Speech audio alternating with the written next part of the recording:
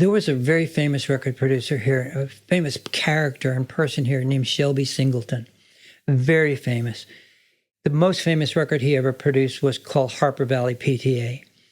He had been the head of Mercury Records, the big Mercury Records in New York, and then over the one in Nashville too, and during the real heydays. I mean, so toward the end of Shelby's life, he and I got to be really good friends. We were very diametric opposites in so many ways, but I just loved him, and I think I met him through Ray Stevens. I can't actually remember. But there were a lot of breakfasts on Saturdays for about 5 or 7 years toward the end of Shelby's life.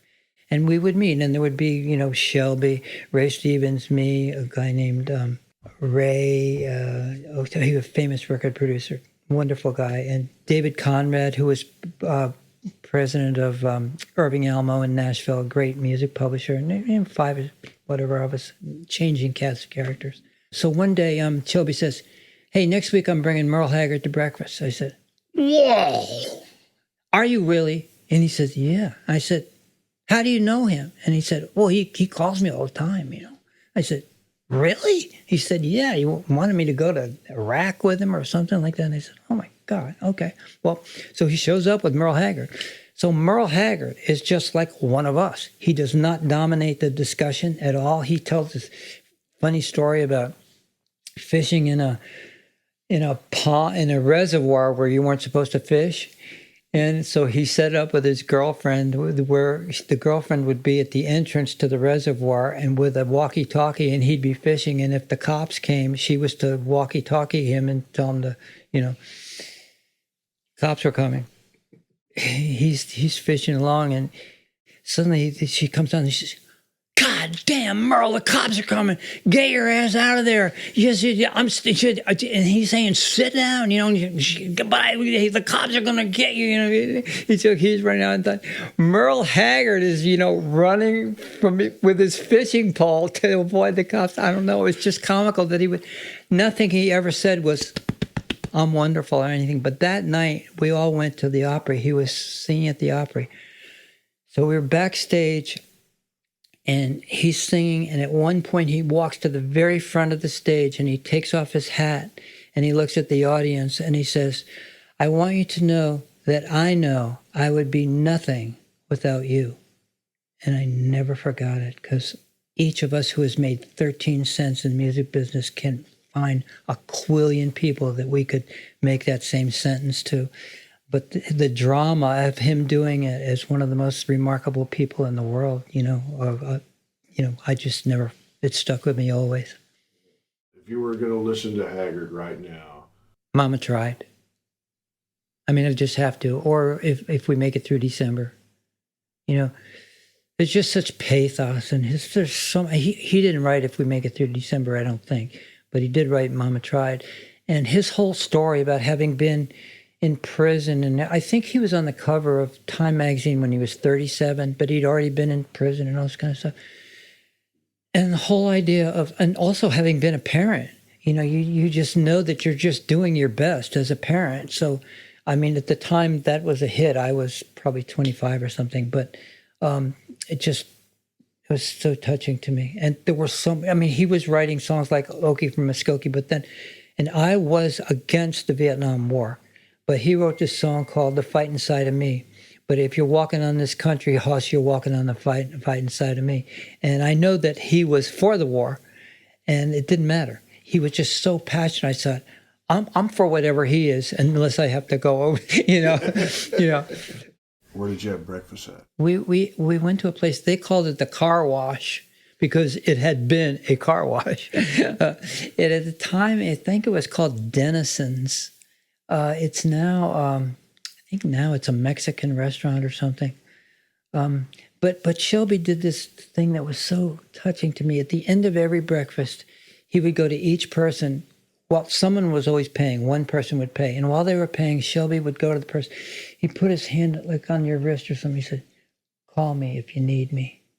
And I never forgot that. I said, God, that is just amazing, because he knew everybody. I mean, he bought Sun Records from Sam Phillips in 1969 for $500,000 because Sam thought that everything about Sun Records was over. And I think he was also sick of it. But, Shelby, just took that Sun logo and blew it up into T-shirts and all kinds of watches and all kinds of other stuff. And plus he got sync fees every time Whole Lotta Shakin' and everything went on into the 7 billion movies that it's been in. And so Shelby just had a great, he calls up one day and he says, "Hey, I'm getting a few people together. I rented a bus. I want to take you all down to Muscle Shoals. Jery Lee's recording Jery Lee is singing down there. And if you want to come," I said, "Yeah." So we get on this bus. There's like 12 people, this gigantic bus. And we go down and we see Jery Lee. We get on the bus and he brings us home. It was just larger than life characters like that. And standing next to Jery Lee, he didn't look, I didn't even recognize him. There was a little cluster of people, maybe three or four people. And I just went over there because we were standing in the green room, I guess. And I didn't even know that I was standing next to Jery Lee. He had recorded a few of my songs, I'm not even sure he remembers that. But anyway, I just said, God, I'm standing next to Jery Lee Lewis, and he was a life-changing person for me too, because when he sang Whole Lotta Shakin' on Ed Sullivan's show and kicked his stool across the stage, it's this unforgettable moment. But, all these, I think he recorded 3 or 4 of my songs, and none of them became huge hits. But this one, Don't Boogie Boogie When You Say Your Prayers Tonight, was a minor chart record. But there was a very famous French rock star named Eddie Mitchell, who I think is still alive, but he was on vacation in the U.S. and he heard that song on the radio and he translated it into French and it became this massive hit in France. And to the point where I've been there in the last, 8 or 10 years, and this friend I was with was fascinated by the fact that that song had been such a big hit. He would ask cashiers or people at the post office, if they'd ever, and they'd sing it.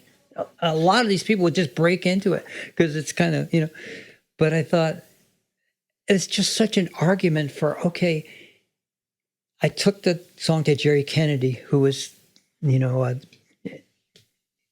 Lee's producer, and, he loved it, and then Jery Lee loves it, and he records it, but it's not a big hit.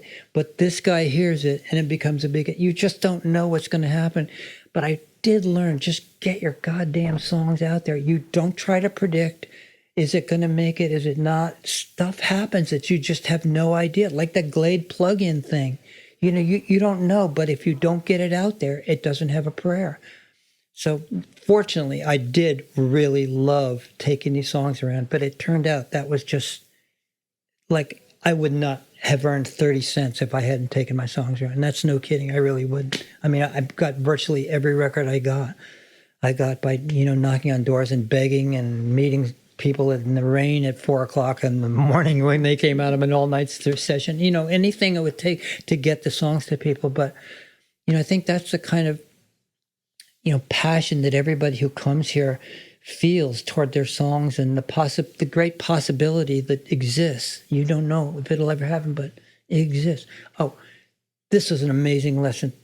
This is just such an amazing lesson. During the time that I was writing for April Blackwood with David Rosner, the publisher that I mentioned, so this would have been about 65. There were 2 cork-lined offices in this basic office complex. So I had one, and Chip Taylor, great songwriter, had the one next to me. So one day, I'm guessing 65, David comes knocking on my door and said, "Layng, I just got a great record of Chip's from England. I'm going to play it for him. Do you want to come in the office and hear it?" And I said, "Yeah." So we go in there. They play Wild Thing. And so Chip had never heard it. He's standing there. He's never heard it. I never heard it. David had never heard it. I said, that is going to be the biggest record in the entire world. Anyone would have said the same thing. And it was. And I just remember thinking, God damn it, that is just such proof. He's sitting in that office like 10 feet from me. He's probably about my age. And he just wrote this song that's so incredible. And this can really happen. It can really go from this little room in the middle of nothing going on to the world. And these are all these lessons. They just stayed with me. I just thought, Layng, I wrote a lot of songs in our bathrooms and stuff because the echo. You know, I said, just you're in this little bathroom. You know, you're excited about this song. Maybe someone else will be. Just run it for all it's worth. And so there were all these, like the Benny Goodman, you know, practicing every day. Here's a weird one. So this is like 66 or something, and I'm staying after work to write songs with people, and one of them is Richie Cordell. So we're in the bathroom on like off 57th Street, and literally, no kidding, Otis, out the windows is Mutual of New York. Has this great big glowing sign, Mutual of New York. So under it is MONY, Mutual of New York. And he says, that's the luckiest goddamn sign I've ever seen. And I said, why is that? And he says, because we were standing in this room when we wrote Mony Mony, which is nobody's name. It's just that goddamn sign. And that's where it came from. I said, oh, Jesus Christ, you know? I mean, where and what that things happen. They're just, you know.